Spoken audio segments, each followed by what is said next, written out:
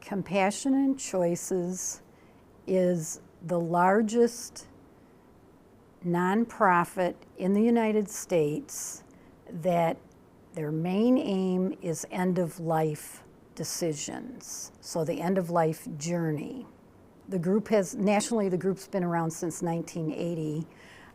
Compassion & Choices does a lot with legislation in different states to make it legal for medical aid in dying. It's controversial, I mean, that's for sure the whole idea about it. It's not suicide because it's the illness that's causing the person to die. They're gonna die regardless. All we're doing and advocating for is a peaceful ending to our life. My own circumstance, my husband was in a lot of pain. He had cancer. The last week of his life, we had hospice. He had morphine hourly. He was still in a lot of pain. And he told me, I can't take this anymore. So what we want is a peaceful death. And with the way the medical aid in dying is set up, it's a physician has to give a prescription. The person has to be 18 and older. They have to be of sound mind or mental capacity. You have to have a terminal diagnosis with less than 6 months to live.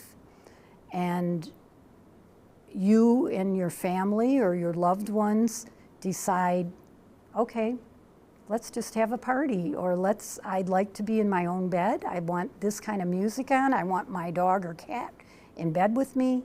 And the person also has to be able to self-ingest the medication. It's a prescription. And I had an example, I'm not gonna read it to you right now, but it's a woman in Illinois. Her father just recently passed away, and he lived in a state where it was legal. And she said, the family was all there. He had his medication in apple juice. He slowly just became unconscious or fell asleep, and within 2 hours, he had passed.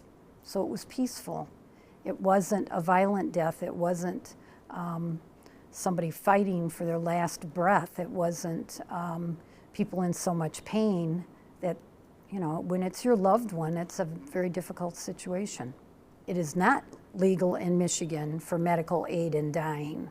And that's why I'm here talking to you, and that's why I gave a presentation today at the local library, because we're trying to reach out to the public to make people aware of what Compassion & Choices, what medical aid in dying is, so that eventually, if and when it gets to the legislature and there's a bill brought forth, they'll hold a hearing in Lansing, and we want people to be there. We want our legislators to know this is something that people are very passionate about.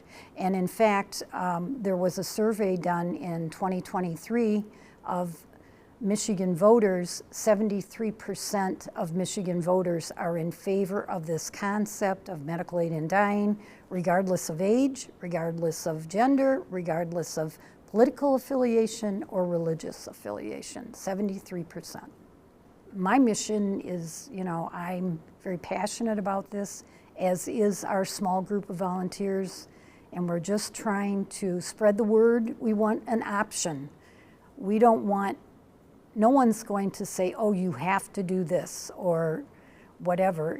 It's not that way. We want it to be an option, a choice. One of the people that are involved in our group, his wife did get the medication. They were living in Colorado, and she got the medication, and she didn't use it. So part of it is the anxiety, the fear at the end of life, and sometimes this is just enough to calm a person down to know that this is an option. It's important to talk about this now, or to have this conversation with your loved ones, your spouse, your children, maybe your friends, whatever, because I think we all wait too long somebody might be seriously ill, and the next thing we know, we're talking about hospice and they're gone. So it's about making decisions, talking to your family, talking to your loved ones about what your wishes are at the end of your life's journey.